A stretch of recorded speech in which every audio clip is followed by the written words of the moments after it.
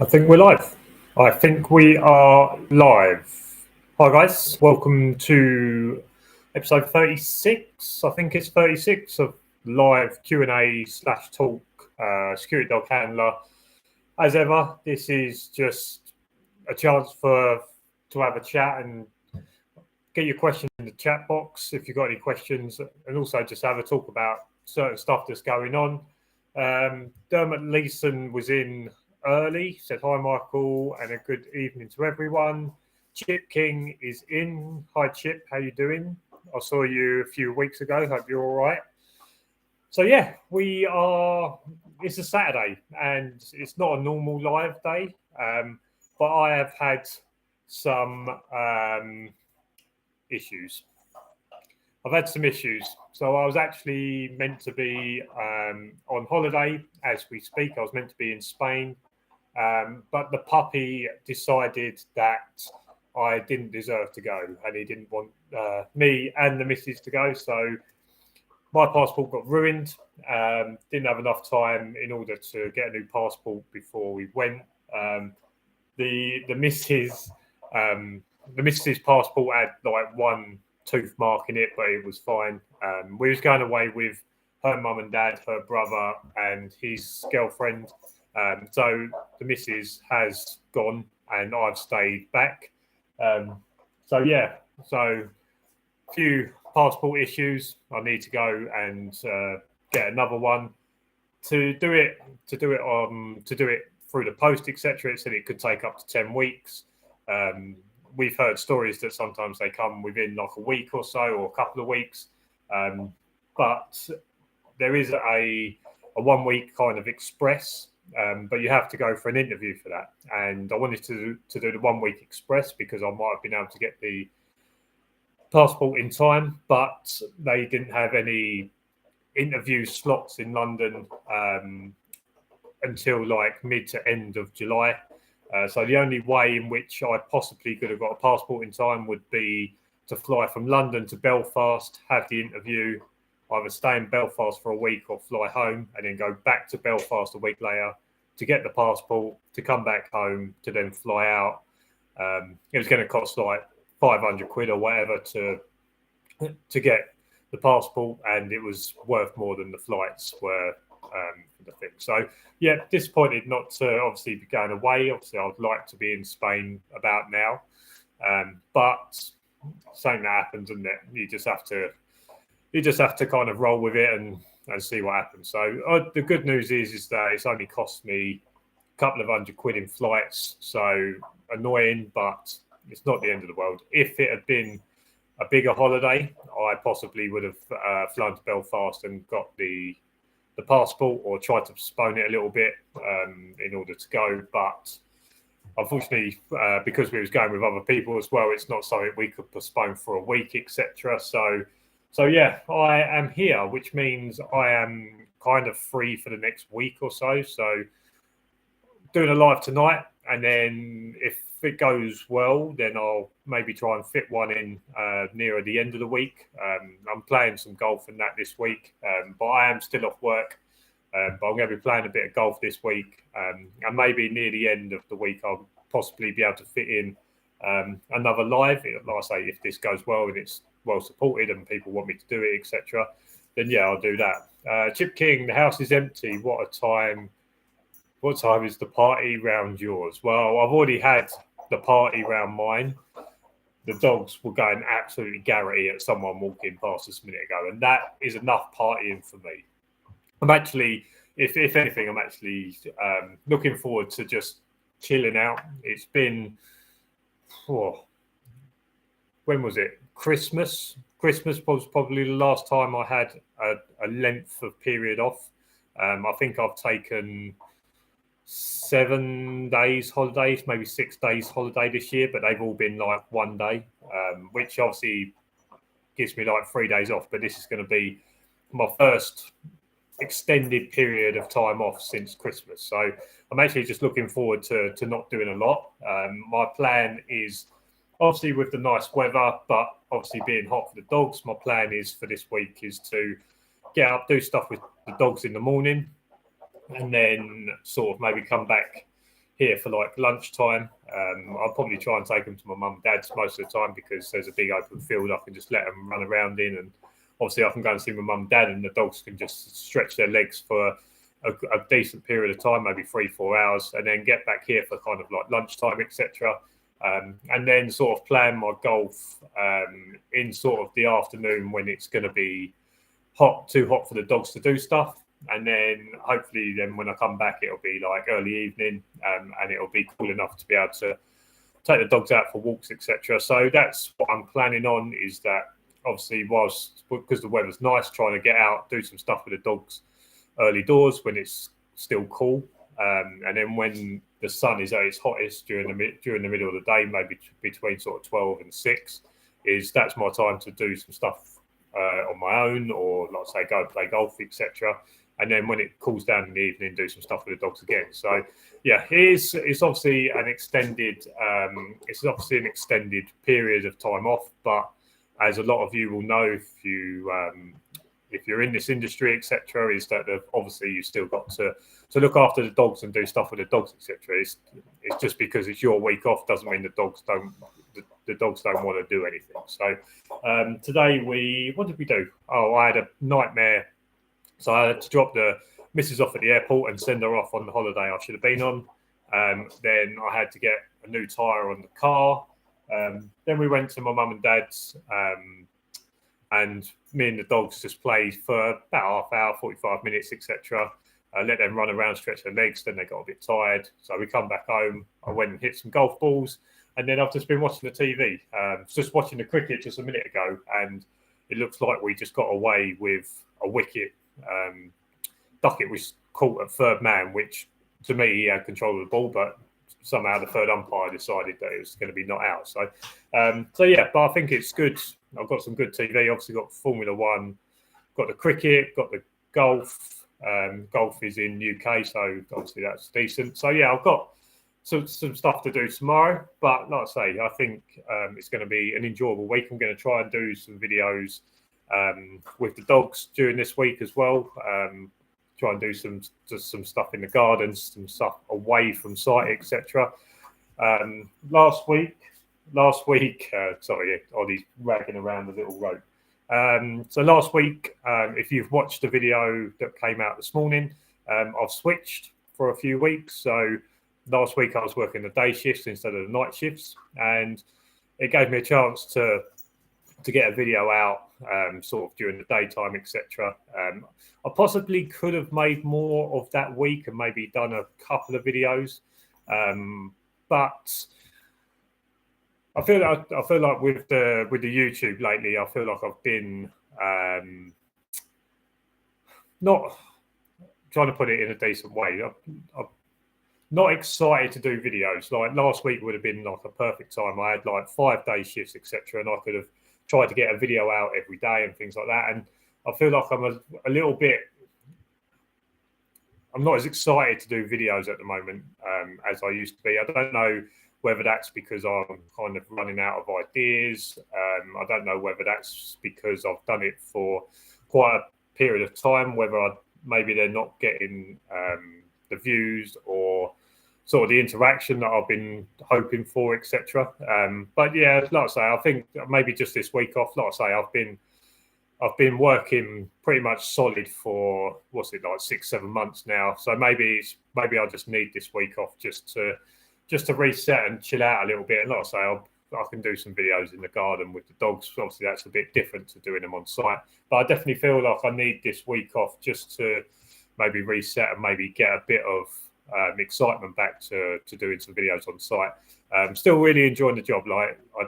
It doesn't affect the way in which I do the job. I still really enjoy doing the work with the dogs, etc. And I haven't changed the way in which I work. I've not become lazier in the way I work, but I've definitely over the past maybe few months I've become a little bit lazier with taking the opportunity to do videos on site. But also, that could be a little bit to do with obviously being in a more of a public place now. Like a lot of you would have seen on my last site, it was kind of in the middle of nowhere, and sort of when everyone went away or went home, it was literally just me and the dog in the middle of nowhere, where this site is in a very public area, so maybe just doing stuff with the dog, knowing that the public are around and different things like that. Maybe that's putting me off a little bit. But yeah, I think the main thing is obviously I've just been working for like 6-7 months solid, taking the odd day off here and there, and maybe it is just a case that I just need to have a week to chill out and do that. But yeah, other than that, obviously still enjoying it, still been doing videos, etc. On the Patreon, there's been videos on the Patreon because obviously last month I done a Patreon only month. So if you want to help support what I do, there's a link in the description of this live. If you want to sign up for the Patreon from £3 a month, you can get all of my videos. There was 3 tiers. So there was a Alpha tier, a Bravo tier, and a Charlie tier. The Charlie tier was for Ollie's videos, but what I've done is I've actually taken the Charlie tier out now. And if you sign up for £3 a month or £5 a month, you'll get all of the videos, including some of the stuff I'm doing with Ollie. Hold on one sec. Ollie's just scratching at the door to go out. What are you doing, you little shit? Yeah.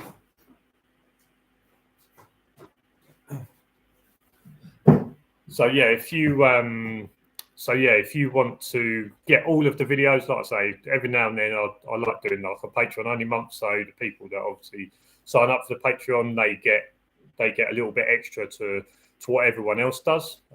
But like I say, I do enjoy being able to give people the opportunity to be able to get more info than maybe other people, because I think, because I put a lot of information out there, I feel like people are just getting used to that it being there.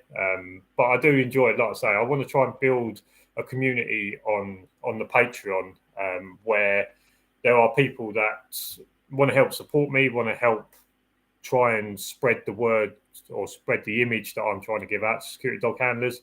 And I feel like that's a good part of it. And like I say, I think sometimes in communities and that, like, you can't expect it to be free. Now, I know this may seem what's the best way to put it? This may seem greedy from me, but I feel like if you want to be part of something, I'm not going to say a movement, but if you want to be part of something where people are spreading the word and people are trying to spread the image, I feel like it should be like more of a closed group. Rather than you just being part of like a massive group where you're not sure about everyone's standards, etc. I feel like the people that would sign up to my Patreon and help support me, I feel like they'll be more in my camp of the way in which I do work, etc. The standards in which I try to keep to give the good image out there. And I think that's something that I've tried to take pretty seriously. Obviously, putting stuff out online is that I try and make sure that the image of a security dog handler is much better than probably they see on TikTok, Facebook, all that sort of stuff. And I feel like that's where we get a bit misunderstood, is that obviously the stuff that goes viral on TikTok and Facebook and that is all the bad stuff. It's all like the individual handlers that let everyone down. Where, like I say, I think if you go back through all my videos, Ollie, you're not going to do anything. If you go back through all my videos and look at comments, etc., and things like that, like I've never got. Ollie, you're not going to do anything. If you go back and look at all my videos and look at all the comments and that, I don't think I've really ever got a bad or negative comment about the way in which I am as a handler, the way in which I am as a security officer. So I feel like that's where I'm benefiting, obviously, the industry, and maybe the more I get shared around and different things like that, then hopefully it'll benefit people. Because what I'm also trying to do is I'm trying to get people in the right way to start off with, and trying to help people get into the industry properly. There was a post out the other day about someone asking if they need to have a NASDU and things like that. And it was disappointing to me that most of the comments on there was them telling people, look, you don't have to have it. Now, I don't want to lie to people, but I wouldn't openly tell people that I wouldn't openly tell people that you don't need to have a qualification in order to become a security dog handler. Yes, it's not exactly law that you have to have it, but I don't think you should be telling people, when people are trying to get advice about how to get into security dog handling, if they ask whether they need a qualification, the first response that you have to them shouldn't be just, no, you don't have to. Because to someone that's lazy, all you're giving them is an easy option not to do it. Where I put a comment on there and said, look, if you want my advice, you should get it because it's going to back you up. It's going to give you better working opportunities and different things like that. And I think that's one of the things where, especially on sort of Facebook groups and things like that, so many people are so quick to give negative responses or complain about different stuff. Like there's people that are complaining on these groups about the individuals in the industry that are letting everyone down, but then they're the same people that are telling people that they don't have to have a NASDU, a NITU, or a BIPTA in order to become a security dog handler. And they're not telling them that this qualification will give you the best chance of being a good handler, be more accepted, give you better work opportunities. All they're telling these people, and if they're lazy people, they're giving them the opportunity to turn around and say, well, if I don't have to have it, then I won't. Well, you don't want your first security dog handling experience to be walking onto a site and there being three blokes in a balaclava with a pipe in their hand, and you go, well, do I need to go and talk to them? Should I keep my distance? And I think if you become a security dog handler and you don't go through something like a NASDU where you can speak to people that have obviously done the job for a long time and got experience in it, I do feel that you probably will go in thinking that you and your dog are a superhero. And like there was a story I got told probably a couple of months ago about a girl who just passed her NASDU, etc. And she walked around the corner. It was her and her dog on site. She walked around the corner. There was three blokes there, and she went up and challenged them. And the three blokes kicked the absolute granny out of her and the dog, and then just left her. Now, she had gone through a course, but obviously someone had not given her that information of, look, if there's three blokes there, especially as a female, who I don't want to genderize or anything like that, but as a female that is not going to be as strong as three blokes, who is less likely to be able to deal with three blokes or three criminals, is it wise for her to go and challenge that person or them people? And yeah, like I say, she got the granny kicked out of her. Now, that could have been someone that is new to being a security guard who hasn't gone through a NASDU, who feels like their dog is a superhero, and they're the kind of things that's going to happen. And I think that's why you need to push people into getting NASDUs, NITUs, and BIPTAs, and not giving them the easy way out of saying, look, you don't have to have it by law, so it's up to you, kind of. Dermot Leeson, how do you deal with the long hours? Do you ever get bored, or is Netflix the answer? How do I deal with the long hours? I think depending on whether it's like 12 or 15, 15 is obviously a very long shift. Like, I know 12 hours is long, 15 hours is just that little bit longer that maybe a little bit of boredom can set in. When I was doing 15 hours, what I try to do, especially when it's light, is I try and do as much as I can with the dog. So for argument's sake, if I'm working 12-hour night shifts, at the moment, I'll try and do as much as I can with the dog between sort of 6 and 10 or whatever it is before it gets dark. So that will be doing some tug, doing some emergency stop, doing some article search. Now, I'm not saying I do this on every shift. I'm not saying that I do it all the time. Obviously, I'll give the dog some time to rest in between these different things. But whilst it's light, I will try and do as much as I can with the dog. And I think especially if I take both dogs, obviously that really helps if I can take both dogs, because I can do a half hour this one, half hour that one, and different things like that, and time goes a bit quicker. Netflix can be the answer, but obviously you don't want to be taking your eye off your job. I found podcasts really interesting. I found podcasts to be probably the way in which I do it, because I feel like if you get into podcasts and listening to podcasts, you can almost feel as if it's someone that's talking to you. Therefore, it's more like having a conversation than it is just sitting there watching something. And I would also say, obviously, if you're sitting there and you're watching Netflix for 6 hours, let's say, on and off, when it's pitch black, having a bright screen, it's going to, I'm not going to say it's deteriorating your eyes, but obviously staring at a screen in the pitch black for long periods of time is not great. So I've found podcasts to be really good, A, because it feels like someone's having a conversation with you. B, you don't have to take your eyes off what you're looking after. You can, as I take my eyes off the screen, you don't have to take your eyes off what you're looking at. So I've found podcasting now, it depends on what kind of podcast you're into. There are some good sort of dog ones. The Canine Paradigm is a good one for sort of dog training. Now, they're a couple of Aussie trainers, but they do sort of the sports side, but they do talk about quite similar stuff to what we do in terms of training. And if you're into your dog training, I've found them to be quite interesting. At the moment, I'm on a true crime podcast. So I think it's UK True Crime is the one I'm listening to at the moment. And it's got like 300 odd episodes of about 20 to 25 minutes. And I've probably burnt through about 200 of them over the past sort of couple of weeks, 3 weeks, maybe. Just like listening to them back to back, different things like that. And like I say, like especially maybe not when you're patrolling and obviously you're doing your job, but obviously as well is that you can listen to them whilst you're playing a bit of fetch with a dog, or you can do a bit of tug with a dog. You can have something in your ear that you can listen to as well. So yeah, I've found podcasting to be the best thing because it does feel a little bit more like a conversation rather than just sitting there watching something.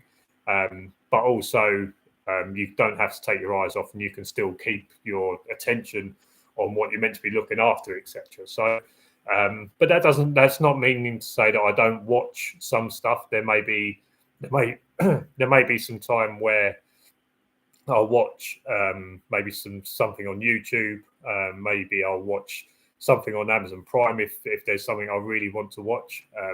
The good thing is that obviously you do get some downtime and you can have a lunch break or whatever it is, where you can watch something. Obviously, like I say, you can't take your eye off what you're meant to be doing.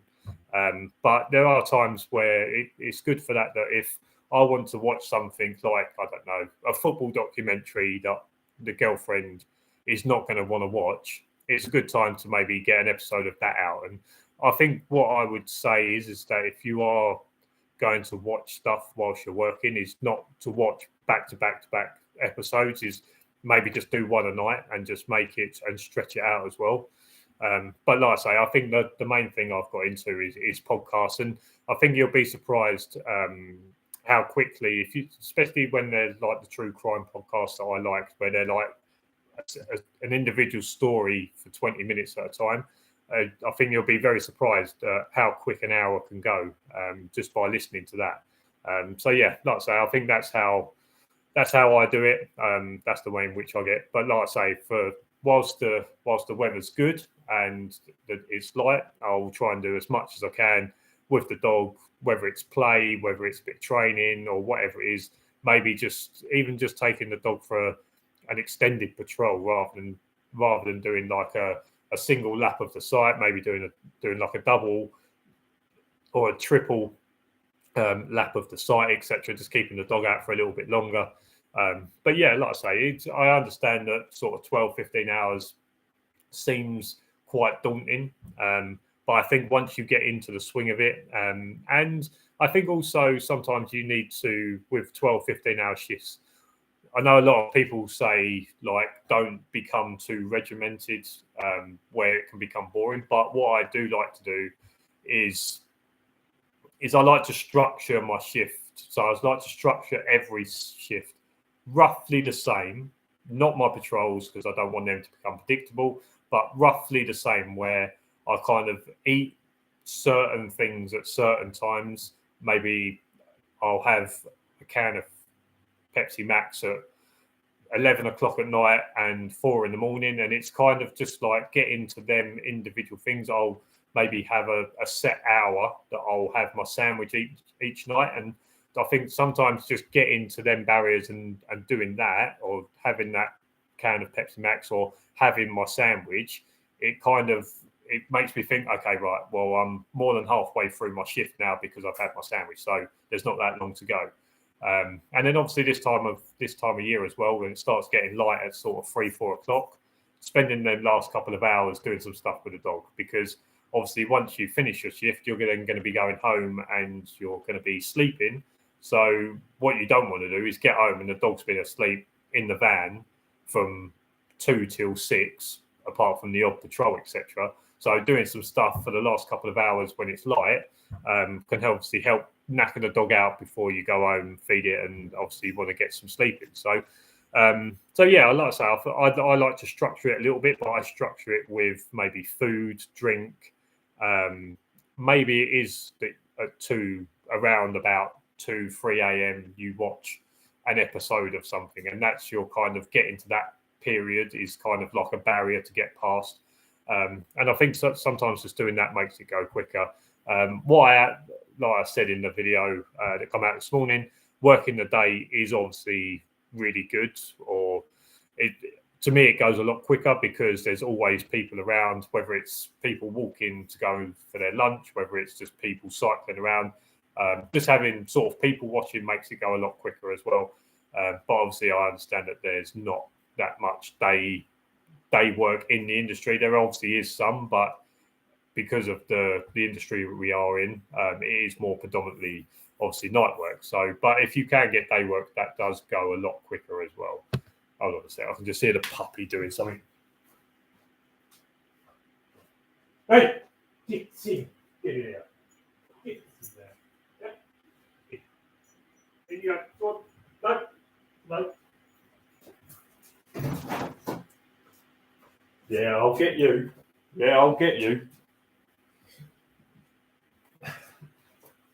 Sean Barnett, evening, mate. Evening, Sean. Hope you're good. Haven't spoken to you in a while, to be fair. So yeah, has anyone got any other questions going on? I think what I've found over the last sort of couple of months is that I think with security dog handling is that it's very easy to have a bad diet, have a bad sort of drinking habit. And I'd say over the last sort of maybe 6 months is I started to really struggle with drinking enough water whilst I was working. I was there was a few shifts where I would literally drink 1 bottle of water and maybe 3-4 cans of Pepsi Max. And I think that that's an important thing. And the one way in which I found it much easier is that I started getting these like small bottles and taking these small bottles to work. And when I say about breaking up shifts through drinks, etc., and I've actually found like doing this as well it does help break up the shift. But I found like having these small bottles, and I think you can get 12 of these at Asda for £2. So for like £4, you can get 24 bottles of this. And taking like 3 or 4 of these to a shift, I've actually found it a lot better or a lot easier to drink lots of water. For someone like me who's not like a massive water drinker, like I have to remember or force myself to drink water because it's quite easy for me to either not drink for a long period of time, or it's too easy for me sometimes. It's probably more my fault to just grab a can of like Pepsi Max or something out of the fridge, etc. So what I have found is just buying like I say, you can get 12 of these for £2, so 24 of these for like £4, and taking 3 or 4 onto a shift has really helped me to make sure I keep more hydrated, making sure that I don't become too dehydrated. And like I say, I think with security dog handling, it's very easy because of the industry or the times that we work. I think sometimes it's very easy to have a bad what's the thing? Have a bad when you eat badly. Not appetite, my head's gone. And obviously not drink a lot as well. So what I would say to you, if you're not someone that drinks a lot of water, and you maybe, I know lots of people drink lots of tea and coffee. I'm not a tea and coffee drinker. What I would say, if you end up having to force yourself to drink water, go into Asda, something like that, where you can get 12 of these for like £2. Has really helped me to make sure I drink lots of water. And like I say, I'll sit them there I have started taking less cans of Pepsi Max to work as well, but making sure they sit there and saying, right, I need to drink one of these before I can have this, or I have to drink 2 bottles of water before I can have something like that. So yeah, I think if you, like I say, I think with the security dog handling, especially sort of kind of living out of a van for 12 hours a day, it's very easy to become very lazy with your food and your drinking. And like I say, there's a poodle that walks around this flat every day. And thankfully, Coop didn't see it. There's a poodle that walks around this flat every day, and the dogs have got a bit of beef going on with it.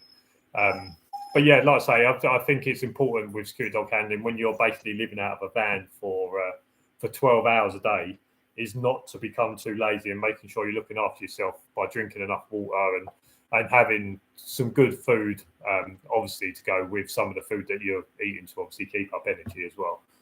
That hat on straight.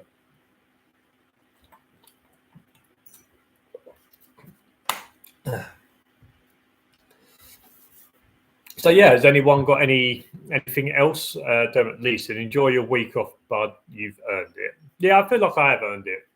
I think like lots of people say about security dog handling, they say, oh yeah, well, you just sit on a site for 12 hours, you don't really do too much, and like, all you have to do is take the dog out for a walk, etc., and different things like that. But as much as that can be true for long periods of time, I think sometimes when you go for months and months and months and shift and shift and shift, when you sit there and you're waiting for something to happen, I feel like it's not the anxiety, because I think you kind of get used to it in this job. But I think for sitting there shift on shift on shift, month on month on month, sitting there waiting for something to happen and thinking when something does happen, it could get very bad. I think that takes a lot of stress on you. And I think that I think obviously I've taken the odd day off here and there to go and do something else. But I think that you also, with this job, is sometimes you just need to give yourself a break. And I think you just need to have a week where you can just kind of reset yourself. And like I say, I think when you first start, it's kind of like anxiety that you kind of sit there, especially because of the training. Because obviously, when you're training with the dog and different things like that, you're always training for like worst case scenario. And what you see in sort of worst case scenario training videos is not the day-to-day work of security dog handler. The normal day-to-day work of security dog handler is pretty much similar to security guard. But I think at the start is kind of anxiety, because you're not quite sure how often this happens or how often it's going to happen to you. As a lot of you have seen, I've been doing this YouTube for 2.5 years now.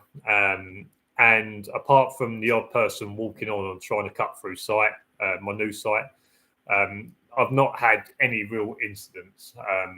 So I've been lucky, but I know that there are lots of people that got into the industry and within the first couple of weeks, they was dealing with people with a knife, or they was dealing with people that were really aggressive. So I think when you first start off, it's kind of like the anxiety. Then you kind of settle into this work and you get used to it. But there's always that thing in the back of your mind about, it could be this shift that something happens. It could be in this next hour. Is that when that worst case scenario thing kind of happens? And I think, like I say, where you kind of sit there and you've always got that in the back of your mind whilst you're at work, I think that can not cause stress, but I think that starts to grind on you. And like I say, I think in this job that you have to make sure every now and then that you give yourself just a week off, just to reset, where you don't have to think about that for a week.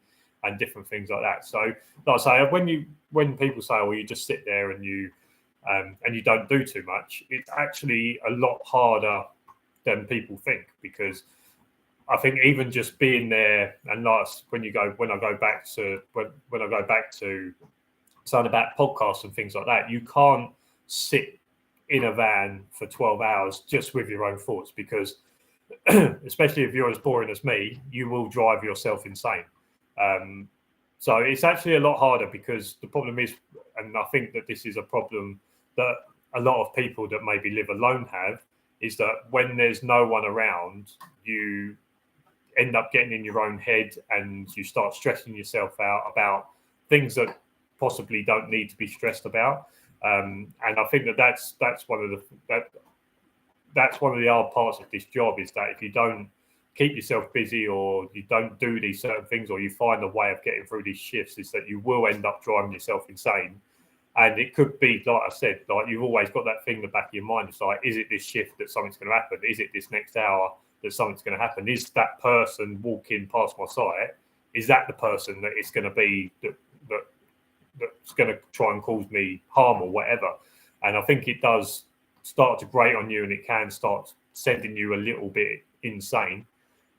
So yeah, like I say, when you say you've earned it, and like I say, it's not easy.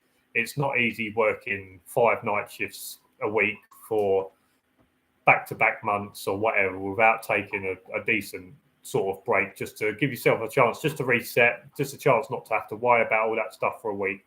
And like I say, and be able to get up, take the dogs out to the field or whatever it is, and just watching them play, and just being able to chill out, then come back, be able to chill out for a little bit. Because even with 12 hours off, even now, like even when I wake up and I give myself sort of 3 hours to get ready before I need to go and work, is that 3 hours still involves. So I have to make sure I eat. I have to make sure I go to the toilet, because the site I'm on's not got a toilet. So I need to make sure that I go to the toilet. I make sure that the dogs are ready, going to be ready for work. Obviously, I feed them when I get back in from work, but I need to make sure that I get them out so that they can go and do their toilets, because it's been 6 hours since they last ate or whatever it is. You know what I mean? So it even when you're working back-to-back shifts, you don't really have time in them 3 hours to just sit down and go, right, I might get 20 minutes, but then I'm like, right, well, I need to start getting my lunch ready.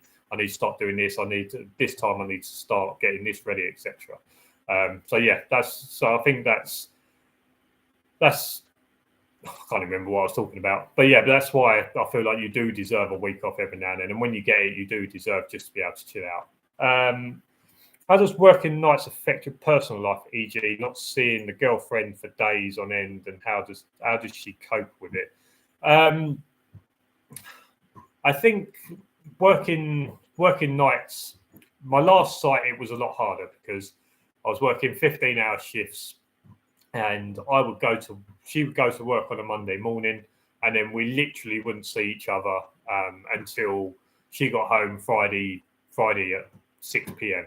So from sort of Monday 7 a.m. to Friday 6 p.m, we literally never saw each other, because I got home and she was off to work, and then I would be at work before she's even finished work. So we'd literally not see each other, apart from maybe Friday night, Saturday and Sunday. And that was tough. I think that was tough. And I think just making the most of the time that you have together, I think you ain't going to do nothing. Making the most of the time that you have together, I think is important. I try to, I don't play as much golf as I used to. I've started playing football, but that's something where she can come down with Ollie and she can watch me play football, and then she's obviously we can go to the pub and that afterwards and different things like that. But that's why I don't play as much golf as I probably used to, because I can't not see her for 5 days and then, oh yeah, by the way, I'll be out for 6 hours playing golf. So cheerio. So I think making yourself available as much as you can to do stuff, I think is important. The way how did she cope? I think half of the way in which she coped is the reason that Ollie's here. I know that she did get very bored in the evenings when obviously I went to work with Coop and she would come home and it would just be her until, well, exactly. Between sort of Monday and Friday, she'd literally just be living on her own. And I'm not saying that I got Ollie. I'm not saying I got Ollie as to keep her company, but that has been a good way in which she has coped because it's a smaller dog. It's the kind of dog that she wanted. B, it's obviously a dog that I can work in the future with any luck, and fingers crossed that all goes that way. But it's someone that can keep her company, and I think she likes going out for walks. But I think because Cooper wasn't here, because I wasn't here, I think she ended up sitting in quite a lot. So actually having Ollie has given her a reason to go out, and she takes Ollie on like a couple of hours walk when she gets home from work and things like that. But yeah, I'd say it was tough when it was like the 15-hour shifts. With the 12-hour shifts, it's not as bad because when I get home, I see her for about an hour and a half before she goes off to work. And I see her for about 15 minutes before I go to work. So we do see each other. And luckily, the site I'm on at the moment is local. So she can come down and I can have a chat with her, or when she takes Ollie for a walk, she can pop down and I can see her for 20 minutes, half hour, whatever it is, just to have a chat if she wants to chat about something, etc. But yeah, the way in which she's coped, I think Ollie has been a massive factor in that. It's given her someone to kind of take for walks, get her out, someone that's just around the flat so she doesn't feel like she's on her own a lot.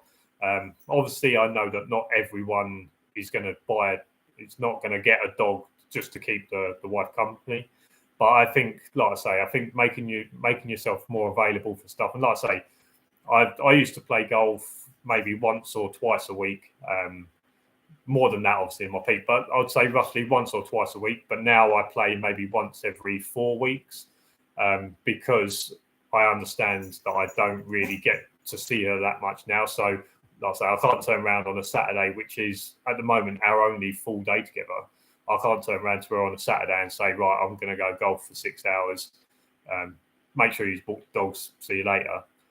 So yeah, like I say, I only do it I don't do it very often, which is why this week, obviously I'd rather be in Spain, but obviously this week where it's just me and the dogs, I'm going to try and get some golf in because that'll be like my golf fix. And then obviously when she comes back, we'll go back to our normal thing. Handicap going to take a battering. Well, actually, my handicap's run out. I saw the other day my handicap's actually run out because I haven't played in any competitions for over a year. My handicap's actually run out. Strike Thunder, hi Strike Thunder. Hope you're good. Right, Sean, you asked me a question. Oh no, you didn't. You gave your opinion. What I found with working nights for a long time, it became a struggle to hold a normal convo after spending so much time alone. Well, if there's anything you've seen through all of these lives and things like that, especially when I'm not actually even talking to anyone, is that I can hold a conversation. Yeah, I mean, I talk to myself quite a lot, but no one really listens. I talk to the dog; he don't listen either. But yeah, I think sometimes you can get a bit of a recluse, can't you? There are definitely times where I get home and I just don't want to have a conversation with, not say the missus, but like there's sometimes where I just want to sit there and just do nothing. And I think that is part of the work as well, is that you spend so much time sort of on your own with the dog and it's all very quiet. I think going from that to going home where if you've got kids or whatever it is and it's a busy household, etc., just having lots of noise around you, sometimes you just feel like, oh, I wish I could go to work where it's nice and peaceful.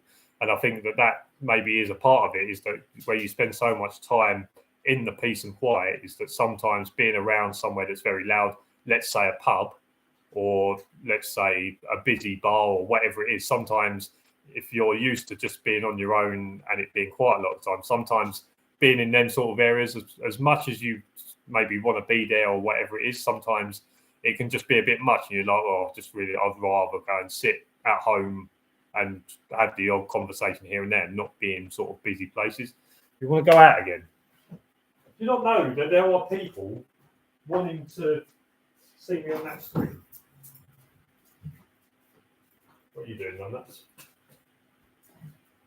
So yeah, I think sometimes with this as well is that you get so used to being in the dark, being in the peace and quiet, is that when you go home, you just don't want to have all that loud stuff around you, etc. So yeah, I do get that. There are definitely times where I get home and I just want to sit there and chill out or whatever it is. But I understand that the missus wants to talk to me about wedding planning or whatever it is. And like I say, as much as I want to sit there and maybe just chill out a little bit, I understand that we need to go through that and sort that out. Hey, you do that.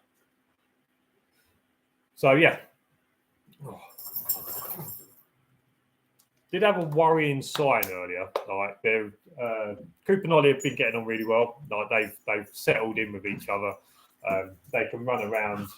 They can run around with each other, and it's not too bad. But there are times where Ollie gets a little bit too much for Coop, and then and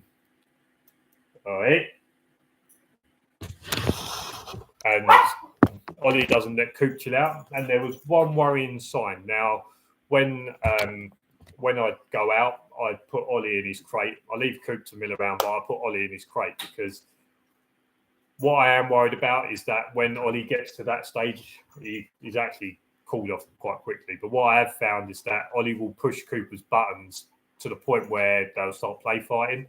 And then today, they was kind of play fighting. And occasionally, Coop will grab Ollie around the back of the neck just to say, like, right, I've had enough, leave me alone. And then today, Coop seemed to get Ollie's collar. And there was no aggression, there was nothing, but he started to just move his head from side to side. And I stepped in straight away and obviously told Coop not to, and he let go and he sort of walked off. But like I say, they get on a lot of the time, and like they'll chill out quite often. And I can let them into a field and they'll do their own thing. Me and Cooper play ball, Ollie will be off doing his thing.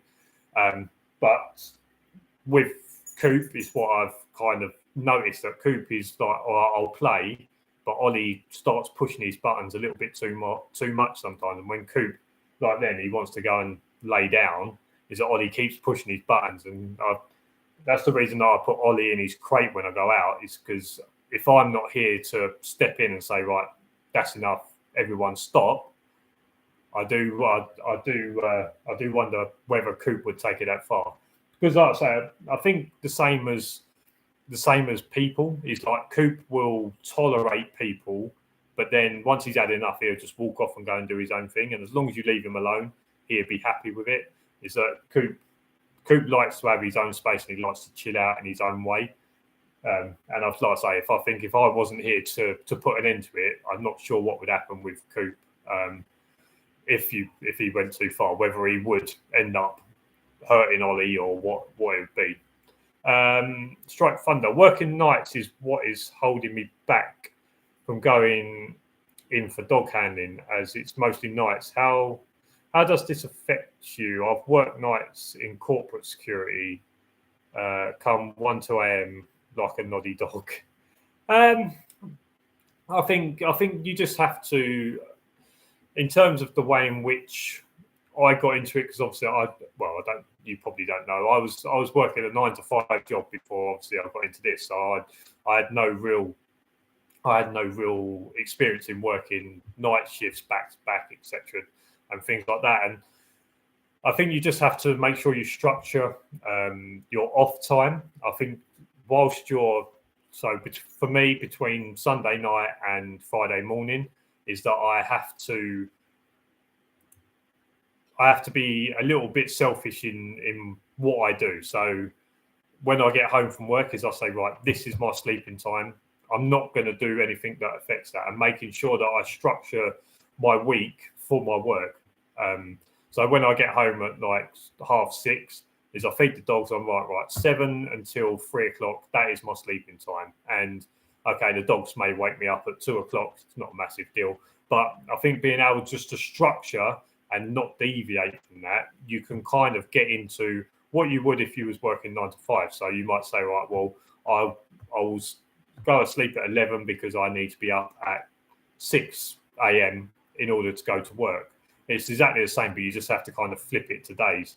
The only annoying thing about working night shifts is that you structure your day and then 50 Amazon deliveries come through the week and you have to keep dealing with that. But I think that's one of the things is you have to be selfish when it comes to your sleep during the day, and you have to say, right, from 7 till 3, that is my sleeping time. The same way you would if you was working in an office and you said, right, 11 until 6 or 11 till 7, that is my sleeping time, because if I get up at 7, I can make work for 9 o'clock. So you have to be a little bit selfish with that, and I think you have to have understanding people around you, especially if you have, let's say, a wife at home or whatever, with a child. They have to kind of understand that she can't bother you between 7 and 2 or 7 and 3 or whatever it is. So you have to have an understanding partner, or the people around you have to be understanding. But I think you also do have to be selfish, because at the end of the day, if you are a security dog handler and you are falling asleep on site, you're likely to get sacked, etc. But also, it is very dangerous, because if you're sleeping on site, etc., people can sneak up on you. If your dog doesn't see, hear, smell them and doesn't warn you, people can sneak up on you, and they can obviously get to you without you realizing what's going on. So it becomes more of a safety thing as well. But I think just structuring and being selfish when it comes to them 4 or 5 days and saying, look, it's exactly the same as I would be if I was working 9 to 5, but it's the other way around. I have to be selfish because it's dangerous for me to be falling asleep at work. Plus, I can also lose my job, etc. So I think that's the way in which I've kind of done it, is that the missus understands that don't be ringing me at 10 o'clock about, I don't know, needing to get toilet roll when in the food shop, etc. Because I'm not going to answer, or whatever it is. So having understanding people around you and structuring yourself for them sort of 4 or 5 days is the way in which I got around it. And like I say, I think once you get into it and you get into a pattern, like I say, I haven't had a week off since Christmas. So for the last 6 months, I've just got myself into a pattern. And also, like, even the day of your first night shift. So my missus understands that, okay, I might go to bed at midnight, 1 a.m. on Sunday morning, but I'm going to sleep until 1, 2 o'clock in the afternoon, because that's my one day of the week where I'll get as much sleep as I can to prepare myself for the week. Where if you go to sleep and you wake up at 9 o'clock, then you're going to be up for like 22 hours until you go to sleep again. So that last night of sleep before the week starts, my missus understands is, look, don't wake me up. I'm going to be asleep until 1, 2 o'clock in the afternoon. Yes, it does sound lazy, etc., but that's what I need to do, because I'm going to be up for 19 hours from the point that I wake up then. And then after that, I'm going to have limited sleep. I'm only be getting 5, 6 hours sleep per day in order for me to go to work. So you have to be very selfish, but obviously have a lot of understanding people around you. Sean Bartlett, the perk of dog handling, you always have a dog to play with and liven you up when you get tired. Yeah, I think that's one of the ways in which I've got around it. Now, it'd be no secret that there would have been shifts where I would have been struggling to stay awake, whether, I don't know, the dogs woke me up at 1 o'clock in the afternoon and I've not been able to go back to sleep, or something's happened when I've got home and I've not managed to get to sleep until 9, 10 o'clock, etc. There has been shifts where I have struggled to try and stay awake. And like I say, like Sean said, getting the dog out and doing some tug or going for a patrol or getting out into the fresh air can wake you up. Diet. That was the word I was trying to think of earlier. Diet. I did say earlier about diet as well, is that obviously making sure that you eat some food that's going to give you energy as well. I've been through a stage, and whether I'm still in it or not, I don't know, is about having food in kind of, I'm absolutely butchering that. Having food in different parts of the day in order to give you, Jesus, what am I talking about? Can someone help me with that? So having food that's going to give you energy periodically, that's the word. Having food periodically to get you through the shift. So you're not having like lots of food and then having nothing for ages where you're going to run out of energy. So having some food that periodically that's going to give you energy to get through that hour. And like things like bananas and things like that, they're pretty good because they're like slow releasing energy. Having the odd fizzy drink or having the odd protein, as you can tell, I'm not on protein shakes, but having things like bananas, which are slow releasing, but then having some things like, I don't know, a can of Coke or a chocolate bar, something that's quick energy. I think having them periodically through the shift as well can obviously perk you up. But as Sean said, getting out and doing a patrol, getting out playing with the dog is one of the best ways to sort of keep yourself sharp or whatever. What's wrong with you? Why are you running around your circles? Strike Thunder, cheers, mate. I've also got 2 terriers. Well, they'll keep you busy. And recently got a German Shepherd. She's coming on well, 6 months old. Coming from ex-forces background, I'm definitely interested. Seems to be a bit more down south focused for work. Yeah, I don't think it is. I think that there is work all over the UK. The only place that I don't seem to see a lot of is Scotland, and maybe a bit of Wales, but definitely in England, I'd say that there's pretty good coverage. Obviously, I would say the south has a lot more, but that's because you have London and there's just loads in London. But then there's loads in Manchester and Birmingham and places like that. Kind of like more around the bigger cities, you're going to find more work because with the bigger cities, there's going to be more construction. There's going to be more sort of stuff in where they need more security, etc. So yeah, I think more localized to the bigger cities. There is quite a lot of work down south and things like that. But I think wherever you are in the UK, you will be able to find work. Not sure about rates. I mean, people are always complaining about rates. I think when it comes to rates and things like that, I do see a lot of people, and I do agree a lot of the time with people about rates and different things like that. But there are a lot of people that are self-employed dog handlers. There are a lot of people that are self-employed dog handlers, and as a self-employed dog handler, you can approach a client and give them your price and say, look, I will do the job for this.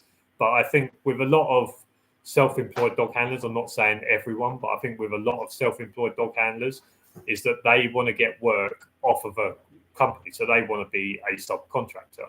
They don't want to go to the client directly. They want to be a subcontractor. Now, what you have to remember is that the company that has got the contract is not going to give you the work at the same rate that they get it for. If they get it for £15 an hour, they're not going to give you £15 an hour. They're going to take their cut out of it, and they deserve to do that because let's call it a finder's fee.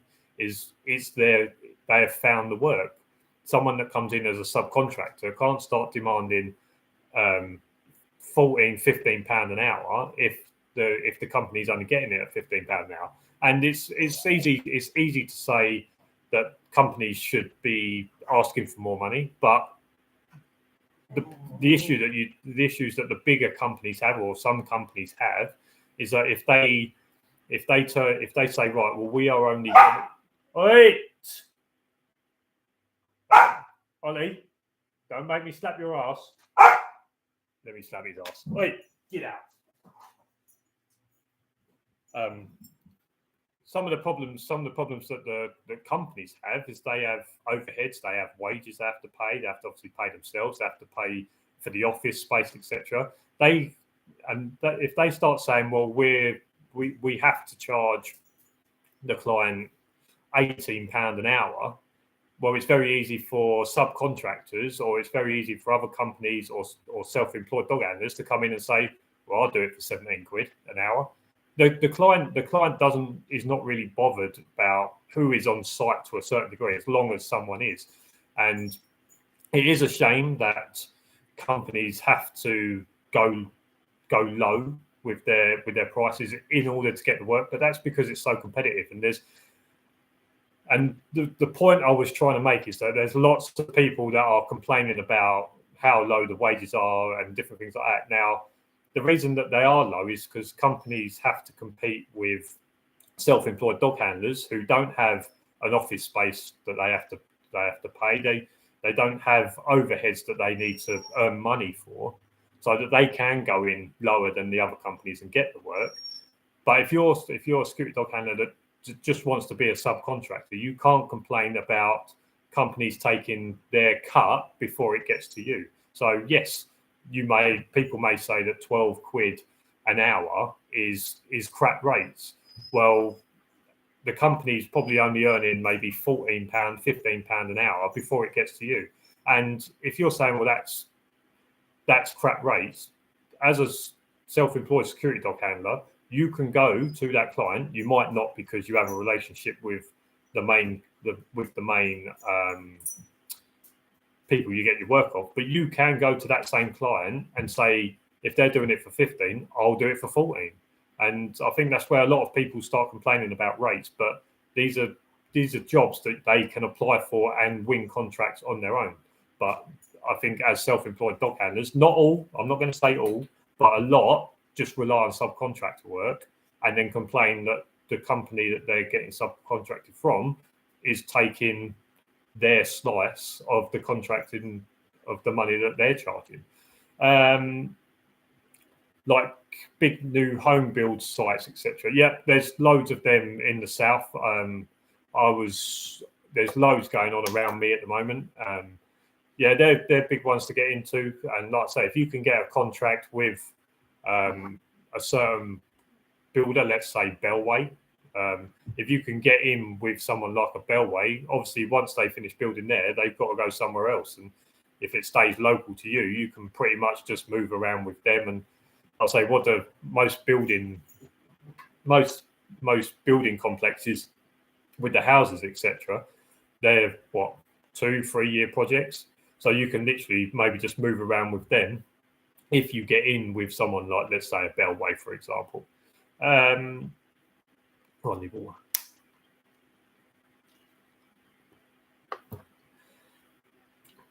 have to go PAYE for a secure income. Yeah, and that's one of the reasons why. And that's one of the reasons why I'm PAYE, because I work for Prestige Guarding, and I don't have to go and look for work. I see lots of self-employed dog handlers that, I don't know, a site shuts quickly on them, or they give them like a week's notice for them to get off for the contract to end. And all of a sudden, they've got a week, whilst they're working on a site, they've got a week to try and find themselves another work. Where being PAYE, I know that Prestige Guarding has got plenty of sites. So if the site I'm on now, if they turn around and say, right, from next week, it's finished, they say, okay, well, right, you'll go from here and you'll go over there. And that's why it's a much more solid and secure,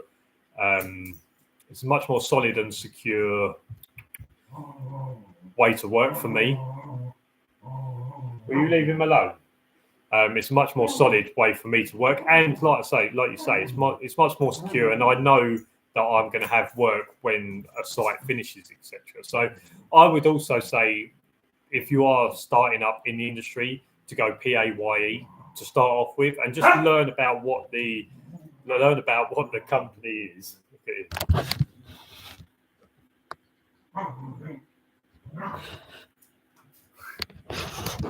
I'd say if you're getting into the industry, Ollie, come on, man. I would say if you are just getting into the industry, starting off PAYE is good. Learn the industry and different things like that. Get some contacts within the industry before you go self-employed. Now, if you've got some contacts in the industry and you want to go self-employed, then that's perfectly fine. But if I was a builder, I've said this before in another life before. If I suddenly got qualified to become a builder, I wouldn't open up my own building firm tomorrow. I would become a builder, learn the trade, and then say, right, I understand the trade now. I understand the ins and outs. I understand how to talk to clients about this industry. Now I'm ready to go in and try and do it on my own. I think a lot of people sometimes jump in owning their own company a bit too quickly without understanding the industry and understanding the way in which it works. And understanding how to talk to clients about this industry. They go, well, I'm a businessman. I know I'll be able to stumble my way through this and I'll learn as I go. Well, unfortunately, in this industry, because it is so competitive, if you stumble your way through the first 6 months and you cock it up, you could find it quite hard to get work later down the line, because unfortunately in this industry as well is that word gets around very quickly and gossip gets around very quickly as well. And like I say, if you don't know what you're doing and you try and stumble it a little bit, you can unfortunately get a little bit of a, maybe not a bad reputation, but people can say, well, when I worked for him, it wasn't that great setup, or when I worked for him, he wasn't all there with his safety or whatever it is. I wanted some signs for the site and they weren't available, etc. So yeah, like I say, I think it's important. Maybe when you start off with doing PAYE, even if you do it for 6 months, just learn the industry and then go self-employed or start up your own company, etc. Self-employed, though, no holiday pay, sick pay, guaranteed income. Yeah, obviously, yeah, I get my holiday pay as well. I'm not sure if I get, obviously I will get sick pay, won't I? But yeah, like getting the holiday as well, being able to take a couple of weeks off and know I'm going to get paid for them, etc. Or if the dog gets injured and the dog needs to have a week off, knowing that I can just get paid for that week is obviously another benefit as well. And I think one of the things that's very underestimated with being PAYE as well is that obviously the company that you are working for, so Prestige Garden, they have a level of responsibility for me, for my safety, for the way in which I work, making sure I'm safe, as safe as it can be, people looking after you. If you're a subcontractor, yes, obviously they will have some form of relationship, but at the end of the day, it's up to you as a company, as a self-employed company, it's up to you to look after yourself. I'm cutting it quite black and white, but for example, once Prestige Garden or once a company gives the work for another company, it's kind of like, well, right, now that company has to look after whoever they put on site. Where Prestige Garden have some loyalty to me, they probably have some legal stuff that they have to make sure that I'm looked after in certain ways and different things like that. And when it comes to work, if there's some subcontracted sites, they can just turn around and say, right, subcontractors, you're off, he's on, and I get first picking. And if there is a subcontractor on a site and I say, right, I want to go and work there, I am more likely to get that site. As a subcontractor, you can't turn around and say, I know you've got a Prestige Garden handler on there, but we want it. Well, Prestige Garden are going to say, well, tough shit. So yeah, I think that's something as well. Is that working for a company, they have a responsibility for your safety, responsibility to make sure that you're looked after the best way, and also in terms of like dealing with stuff on site. If you have a live bite as well, etc. If you have a live bite on site, it is down to you as an individual. Like, don't ever forget that it is down to you as an individual. But the company will back you up, or the company will be with you through that process.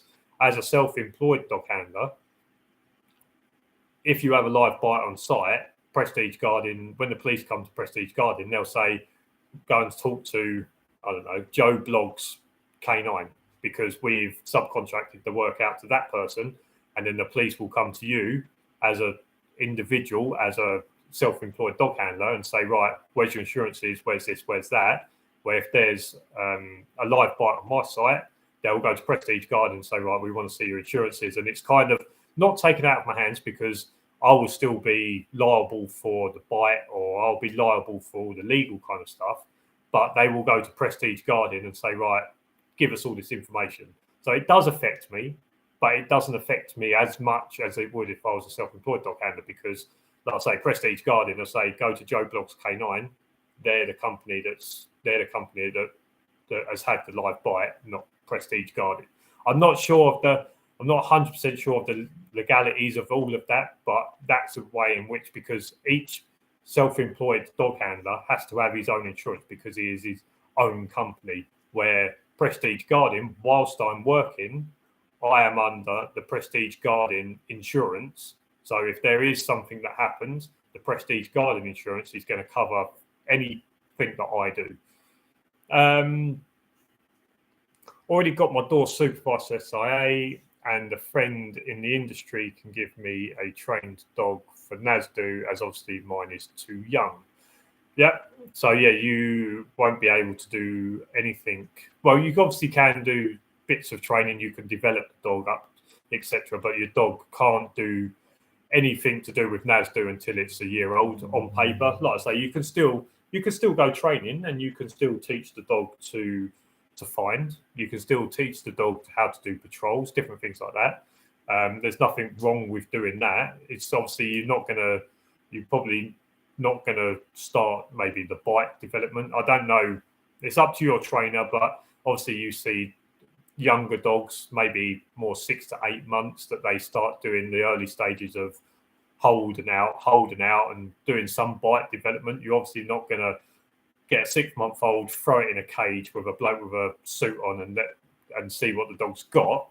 But you can definitely still start doing the sort of the patrol, teaching the dog to use his nose in order to find people. Now, that's to start off with. That's just going to be a bloke standing in the middle of a field and waving his arms, making a noise. And when the dog gets an interest in them, he's like push the dog towards them, say, "Yeah, go on, go and find him." And then obviously he's making noise, and then when he goes up, they play a bit, and then as the dog gets better at it, then maybe the trainer might start hiding a little bit and poking his head out to get the dog's attention and making noise, and like developing the sort of patrol side of it. You can still do that at sort of 6-8 months, because the dog will be able to learn that and understand kind of what is going on. And like I say, if you build it up the right way, he'll go, right, I need to find that guy. Oh, he's over there. And then later on, he's poking his head out over there. And then later on, it'll be, I can smell him. Where is he? I'll follow my nose. There he is.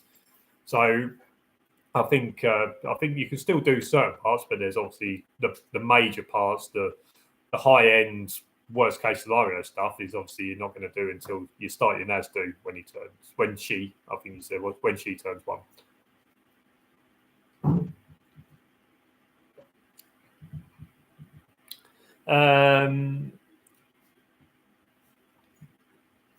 Is it just me and you here and getting all the information? Well, I mean, I normally do this for about an hour, but if there is someone that wants some more information or someone wants to continue it, I'm always happy to stay on. If you want, in the description of this video as well is the Discord. So the Discord is got handlers in it that are aspiring handlers like yourself, to obviously me, to handlers that have been doing the job for years. In the Discord, that's like the 24/7. That's like the 24/7 YouTube live. Shut up. So the Discord is like the 24/7 live. So even if it's 2-3 o'clock in the morning and you want to ask a question, there's always a dog handler that's on shift that can chat or whatever it is. So if you want to, you don't do nothing. So in the description below is a Discord. So if you want to join the Discord group, you can join it. And like I say, that's kind of like your 24/7 where you can ask all these questions and you can get my advice. You can get other people's advice. There are people in the Discord as well that are more qualified in certain things or have more experience in certain things than I do. So that might be something that you might want to do. So like I say, down in Discord, join that. There's handlers in there, and like I say, there's handlers that are aspiring like yourself to handlers, obviously like me to and obviously there is handlers in there as well that have more experience than me. So there's always something. And if you've got a training query or if you've got a query about something I don't know about, I can more or less guarantee there's someone in there that will know. But yeah, like I say, I don't mind doing these lives if someone's asking questions, because you might be asking questions that someone else is thinking about, and if I can get the answer out there or get my side of it out there, then someone that watches this video back later on, they'll get the information that they want there. So what else did you say? You've been working on the 2-tug holding out. Yeah, I think that's the most important thing. Is I think when people first start is that they do the tug and they teach the dog to not be aggressive, but they teach the dog to hold, and like they put a lot of focus on that, but then they forget about the out, and then all of a sudden, later down the line, the dog bangs onto a sleeve, and then you say out, and the dog goes, "No, I don't out. What's that?" And then you have to learn the out when the dog's already. You've got to try and teach the dog to out when he's up here. Where when you first start, if you do holding out when the dog is sort of down here, the dog understands. And then if the dog understands here, you've got more chance of getting it here. If the dog doesn't understand it here and you try and teach it when the dog's up here, it's a lot harder. So yeah, definitely doing lots of holding out. UK Security 101. Hi mate, how's it going? It is, well, it's been going. Hi mate, how are you? I messaged you earlier. Why did you not text me back? Quite difficult doing some training on my own. Yeah, but I think teaching the dog to if you've got a jacket with someone else's smell on it, you can go and hide that. You could hang that up at the end of your garden and do that to start off with, and just get the dog smelling someone else's scent and then getting the dog to find it. That's the way in which sometimes I've done it at site, where my old site, where there will be jackets left overnight, or there'll be some overalls or something.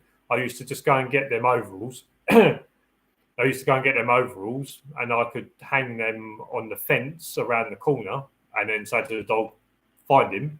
And then obviously the overalls or the other person's odor of that will get to the dog, and we can find him that way. So you can always, if you've got a neighbour that you know well, you can just say, look, I'll just borrow your jacket, hang it on the end of the garden, and just say to the dog, find it, where's that smell? And then the dog will smell something different in the garden, because if your dog's been out in the garden and he's always like mud, leaves, bush, whatever, if he goes out there and goes, oh, what's that brute?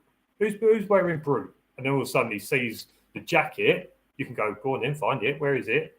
Or you can do it, or you can put one of his toys, if you've got a toy that he likes, you could put the toy in one of your jackets or whatever, and try and get the dog to try and find that. There are some different ways, but what I would say, if you've got, like I say, a neighbour that you get on with, and say, look, if you've got an old jacket, I can just hang at the end of my garden. So I want to just try and teach the dog to find another person's odour in somewhere the dog's not expecting it to be. Maybe that's a way in which you can do it. I understand that doing training on your own, but you can also, like when I first started, me and the missus would go to the park, and I'll be doing something with the dog, and she would just stop and hide behind a tree, and then we'd be doing something, and then the dog would go, oh, where's Mum gone? And I'll go, find her then. And then all of a sudden the dog's like, oh, I've got to go and find Mum. And then like I say, she'll just be hiding behind a tree, and he'll just go and find her. It doesn't necessarily have to be the trainer. It could be, you could be going out for a walk, your missus ducks behind the wall, and you say, well, where's your mother gone? And the dog's like, the dog starts panicking. He's like, oh, my mum's gone. And then you go, well, find her then. And you start walking back that way. And then she can go, ooh, I'm over here. And the dog go, oh, I found her. And you go, find her then, find her. And then if you start doing that, the dog will start realising if when you say find, they'll be like, oh, you want me to find mum. Or then you move down to the train, you're like, oh, you want me to find that odour I can smell. So yeah, I understand that training on your own is hard. I used to go training once, twice a week.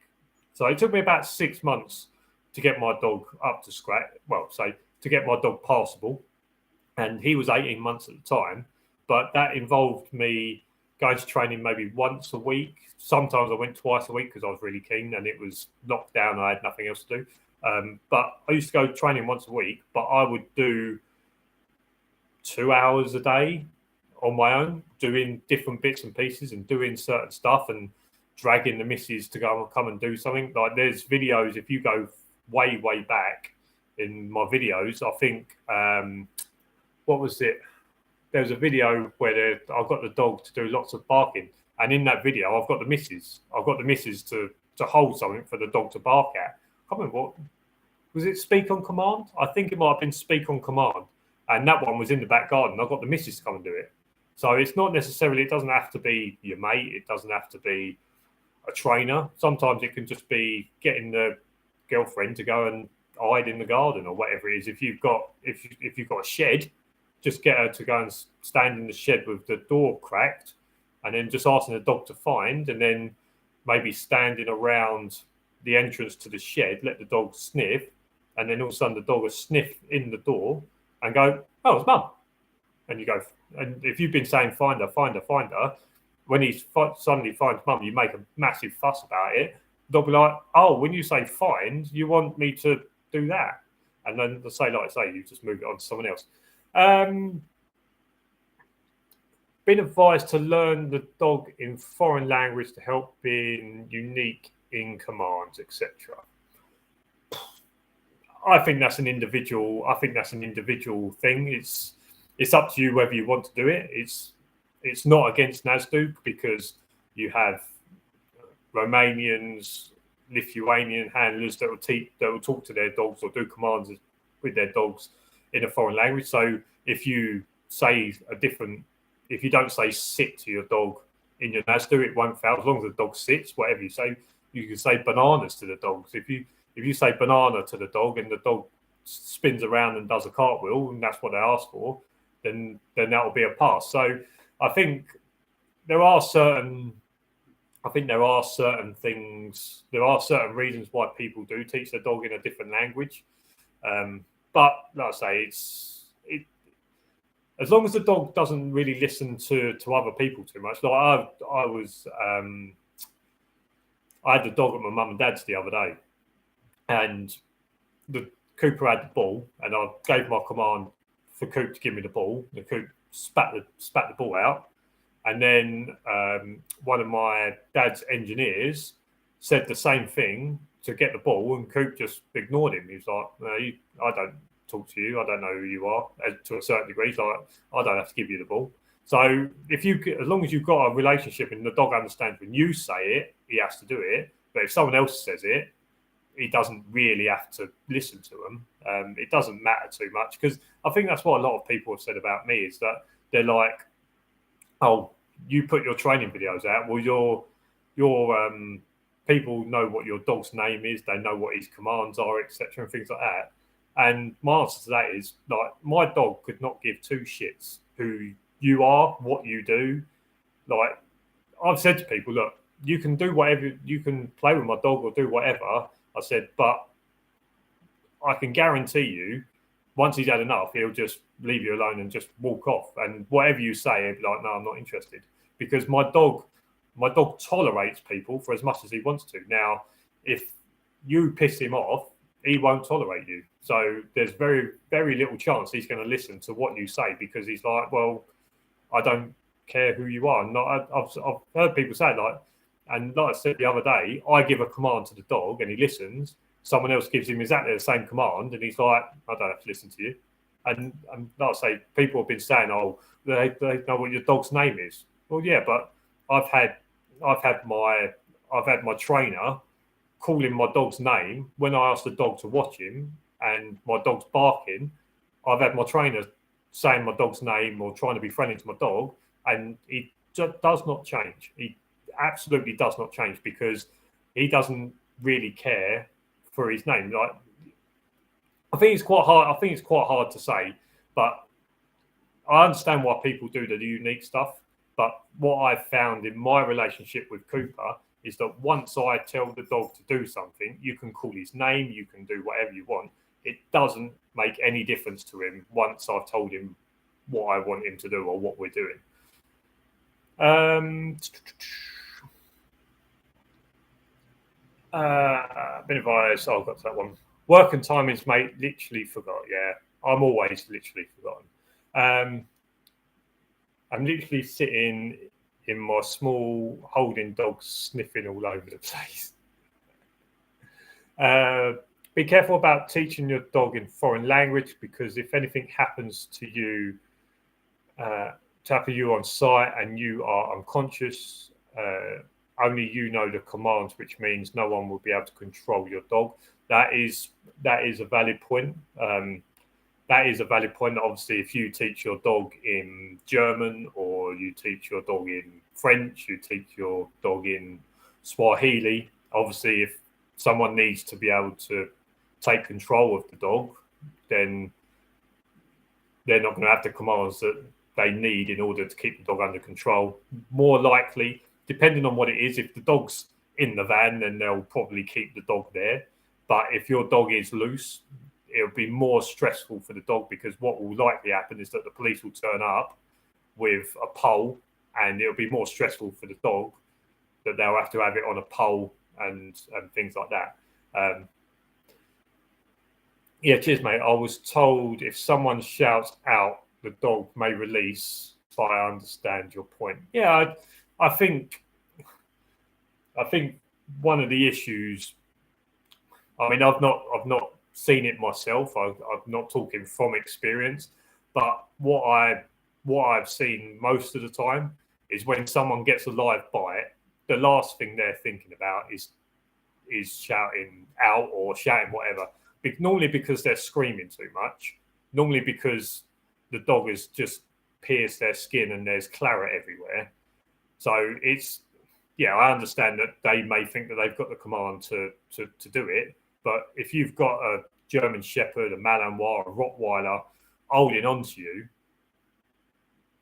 I very much doubt that you're going to have the calmness of mind in order to go, right, well, I need to say this. But also, like I say, whenever we do stuff, Coop hears what I'm saying. And if you hear a lot of the time, I know his ears are probably down because of what we're doing, etc. But if you watch Coop a lot of the time in my videos of that, is his ears always turned back towards me. They're very unless that's how I know he's always heard something or he's got something to his attention because his ears flick forwards and obviously the chest comes out, etc. But Coop's always listening to what I'm saying from behind more than what that person's saying. And like I say, I've had my trainer whilst I'm getting Coop to watch him or speak on command, etc. I've had my trainer trying to be nice to him, trying to say his name, trying to calm him down, and it just winds Coop up. Coop doesn't really listen to what the person on the end of that is because through a lot of the training, etc., that person, the person on the other end, is never giving the command. So never say in a real life situation. But if you train your dog that the commands always come from your end of the lead, then if someone's saying commands from the other end, through training, he should not listen to them as such. But like I say, I've never claimed to be a trainer. Like I've always said that I'm not a trainer. I can give my opinions on stuff. I can give maybe some advice I've heard or different things like that, but never take what I say as training advice in terms of 100% sort of stuff. But like I say, there's some certain things that obviously I've done or certain things that my trainers suggested to me for different stuff that I can pass on as some information, some credible information. But I'm not saying that I know everything. I'm not saying I'm a trainer. I'm not saying that everything I say is going to work 100%. But that's why I don't really talk too much about bike development. I don't talk too much about like the serious high-end stuff and worst case scenario stuff, is because I understand that I could be giving people information that's maybe not the best, or not the best for everyone. And if you're going to teach him in another language, mate, I would advise having a close friend or another handler that knows all the commands and is an emergency that can be called. See, that's something that I found interesting. Now, everyone should have seen in my videos by now that, especially the vehicle video, is that I have signs on my cage, and obviously you need to have signs on every entry and exit of the dog on the cage. So on the front and the rear and the emergency escape at the back, you have to have signs. Now, the first time I done it, I put my phone number on there because I was thinking, well, okay, well, if I'm not around and there's something wrong with the dog, they can ring me. And then someone turned around to me and said, well, what if you're laying unconscious? What happens then? So what I've actually got now is one of the cages has my mobile number on it and the other cage has Prestige Guardian's number on it, because if they need to get hold of someone because I am incapacitated or I'm not about, they need to be able to call Prestige Guardian and say, we've got one of your handlers here, we need someone to come and sort the dog out, etc. And then Prestige can get hold of my emergency contact and say, look, we need someone to come down and get the dog, or we need someone to come down and get the van, etc. So yeah, that was something that I never really thought about, is that obviously I put my number on there thinking, well, yeah, if there's a problem with the dog, they're going to want to call me. But then someone said to me, well, what if you can't do it? Who do they contact then? So now one of them's got my mobile number on it. One of it's got Prestige Guardian's number on it. So obviously, if you've got someone, if you're going to teach your dog in a foreign language, you need to make sure on your cage, the emergency contact is going to be the person that's going to be able to talk to your dog in that language, or the dog knows well enough that if something happens to you, they can come down, get the dog, put them in their vehicle, van or whatever, and look after the dog whilst you get the help you need or whatever it is. But it could also be if you end up needing to go to the police station for any reason, having that point of contact where they can call to get someone to come and pick the dog up. Let's say it's an incident where the dog is not involved. So for argument's sake, someone has walked onto the site and attacked you and you never had time to get the dog, but you've dealt with that situation without the dog, but you need to go down to the police station. The police may need to be able to ring someone to say, look, we've had to take him down into custody down to the police station. We need someone to come and get the dog. We'll keep a police officer here with the dog until someone turns up, etc. The missus isn't keen on the idea of training the GSD pup into GP dog, as she lives in the house with the ban, BAIRN. Is that a word? Is that a typo, or is that a word that I've never seen before? It possibly could be a word that I'm just not familiar with. Oh, my son. Yeah, I think that's always the biggest issue that stops people getting into this, is that obviously people see these dogs as killers, and I think if you get to know handlers with most of their dogs, you'll understand that these dogs are not killers 24/7. They might be very aggressive if they're put into a certain situation, but you have to manage them certain situations. It depends if you want to kennel the dog. You can always kennel the dog outside. that is always an option. That can always be a bargaining. And if the dog can enjoy that, I know a lot of people think it's cruel and different things like that, but if you do it properly and you set the kenneling up properly, it can actually be very nice for the dog. But yeah, I do think it is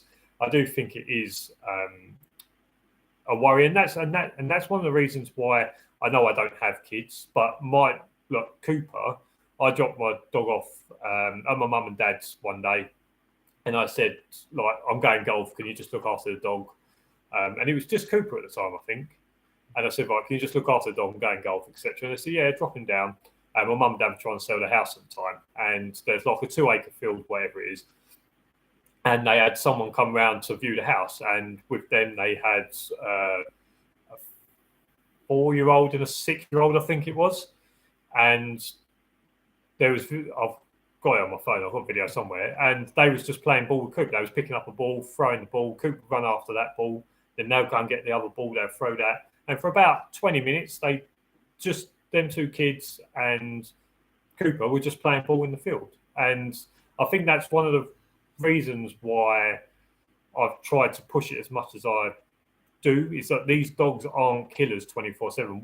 What like I said earlier in this live, what you see on TikTok, what you see on Facebook, they're always the viral stuff that are like clickbait. It's like this dog is an absolute killer, or it's always someone that's doing something wrong. But if, as a general rule, for most security dogs, they aren't killers 24/7. And like I say, I can have my best mate has got is even one. I think he's 1 in about a month's time, and we can have him walking around in his walker, and Coop just walks around.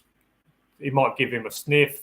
Normally, Cooper, because the kid's in a walker, because Coop doesn't get his feet run over, Cooper just go and lay down somewhere else. Like, they're not killers 24/7. If you bring them up the right way, and you teach them to be balanced, and you don't teach them that it's life or death if they let go of a sleeve, these dogs can just be normal dogs. And especially, I think it might be a little bit different if you've had a dog that is quite aggressive, and then you bring a kid into it. But if the dog is growing up with the kid, the dog will always see the kid as very similar to your partner.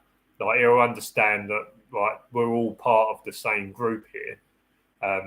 But yeah, I think that's always a way. And what I've found in teaching, because I had Cooper as a pet, and what skills that he has now is, yes, he is aggressive, or he can be quite threatening or quite intimidating to a lot of people, but once you're accepted in, or once he understands that you're not going to cause us any harm, it's exactly the same as having a pet dog. Like, he just acts exactly like a pet. And I think that the 18 months of pet training has probably helped with that.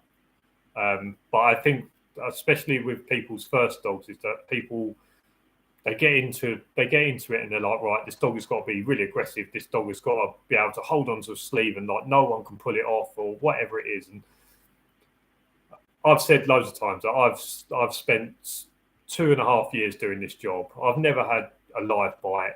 I've not really had to get the dog out to kind of threaten anyone. And remember with this as well, is that if you build this dog up to like it's like end of the world or whatever it is, your dog's never going to be able to relax at work. And I think that's one of the main things that you have to remember with this as well, is that the dog needs to be able to relax when it's at work. The dog can't be in the back of your van for 12 hours waiting to want to try and kill someone. The dog needs to be level-headed, where it can just go, right, I can just chill out here. He'll get me out if I need to tell someone to piss off or whatever it is. The dog needs to be able to just chill out. And that's why I say, like, with the balance kind of stuff, is that what you see in TikToks and viral videos and clickbait stuff, where this dog holds onto a sleeve and they start swinging it so the dog won't let go. They start trying to do stuff and the dog won't let go. It's as much as you want that in the worst case scenario.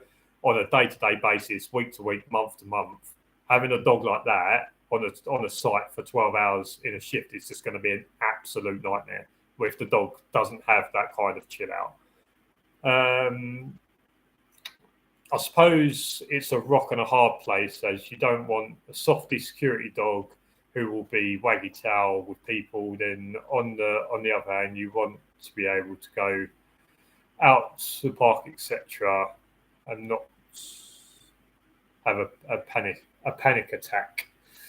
Yeah, I think that's sort of the way in which I've always tried to see Coop is that I've never wanted him to be overly aggressive where I couldn't trust him around people. I can trust him around groups of people, and I can see the keys when he's not comfortable with someone, but I know them situations. For example, I know out behind me, I'll take Cooper for a walk down there, and when it's daylight, I'll be able to walk Coop down there. He won't bat an eyelid at anyone.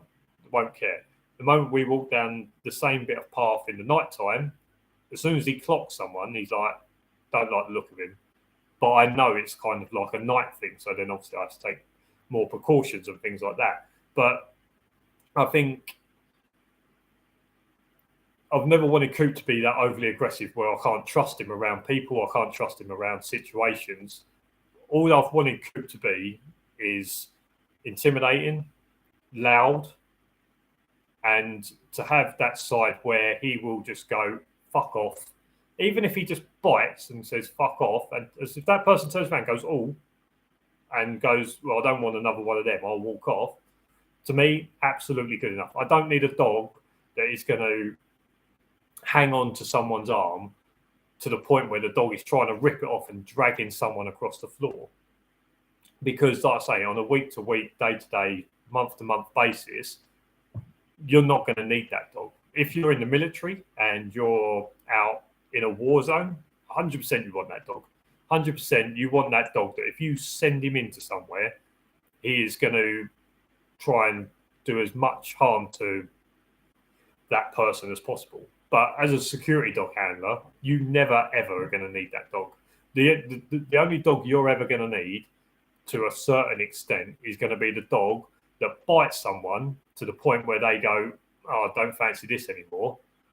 I know there's going to be lots of people that are going to have all these stories about, oh, we was attacked and the dog had to take on 3 people and all this sort of stuff. And like, oh, I need a dog that's going to do ultimate damage to people. I understand that there are going to be them stories, but if you look at the grand scheme of every handler that's in the UK, that situation has probably happened to 1 in 5,000. 1 in 5,000 handlers that situation has happened to. But for the other 4,999, they've never had a situation where a dog has had to seriously try to hurt someone. So, yeah, like I say, I think I've always just wanted Coop to be loud, intimidating, and to give the impression to that person that he's not fucking around. And like I say, if it comes to the worst case, I've always said, look, you'll never know what your dog is going to do in a real life worst case situation until it happens. So there are people that will say, my dog will definitely bite, my dog will definitely do this, my dog will definitely do that.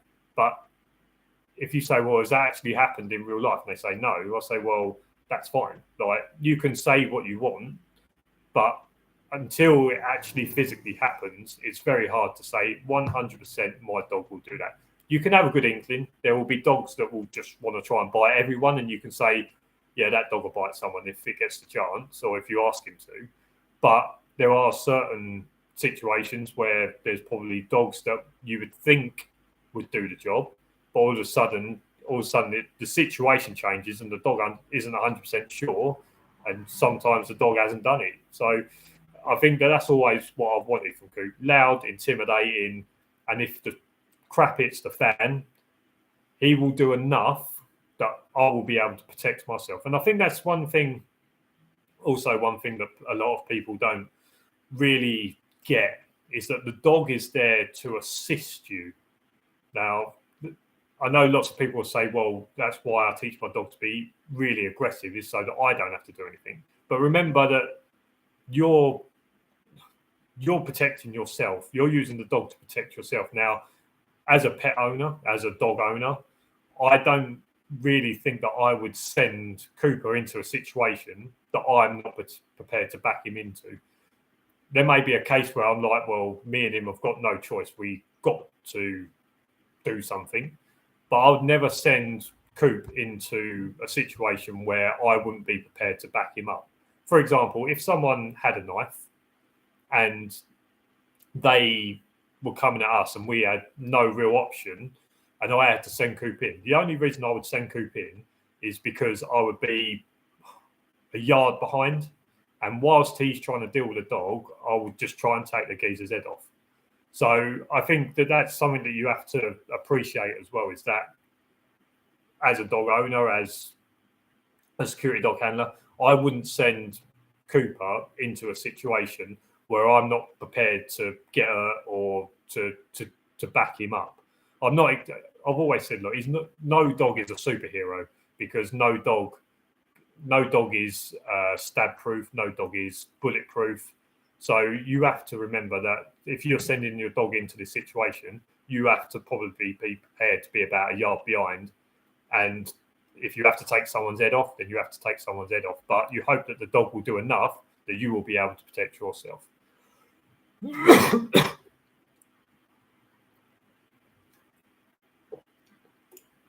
So, for example, you're taking Coop for a walk and someone approaches you out of the blue and they try and stroke him.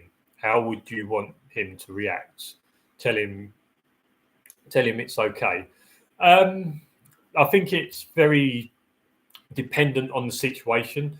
If it's dark, I will say no, because me and Coop work at night. That's when he's most reactive.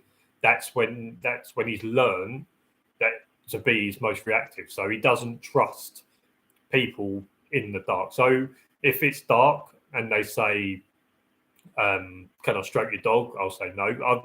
Normally, I won't even let anyone get within 10 foot.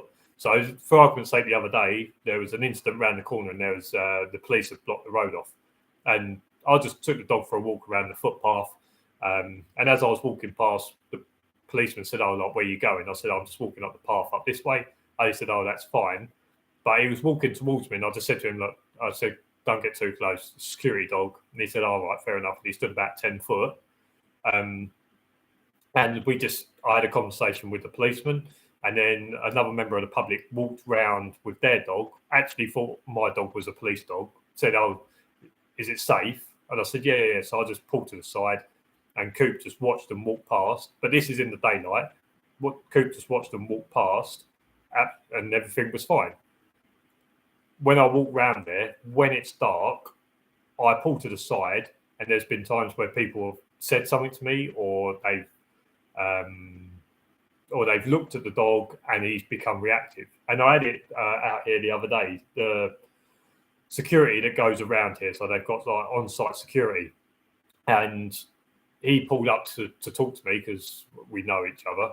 So he pulled up and started talking to me, and there was a guy that was jogging up the road, and he had like one of them hats with like a light on it, and Coop was watching him walk all the way up, and all of a sudden he just looked and that light come towards us, and Coop reacted because the Cooper has never seen a human with a light coming out the middle of their forehead. So Cooper's like, that's not normal. I'm gonna react on that. So in terms of night, if someone asked to stroke my dog, I'd always say no, but I wouldn't let someone get within 10 foot of Cooper if I can help it. I wouldn't let anyone get within 10 foot of Coop when it's dark, because I know that's when he's more switched on to the threats that people pose. Where in the daytime, if someone wants to stroke Cooper and I feel comfortable with them, with the situation, where we are, and I look at Coop and he's relaxed, I'll say, yeah, that's fine. But what I will say to people is, look, he's not a people person in terms of you'll stroke him and then he'll turn around and go and sniff something. He doesn't beg for people's affection. He doesn't beg for people's attention.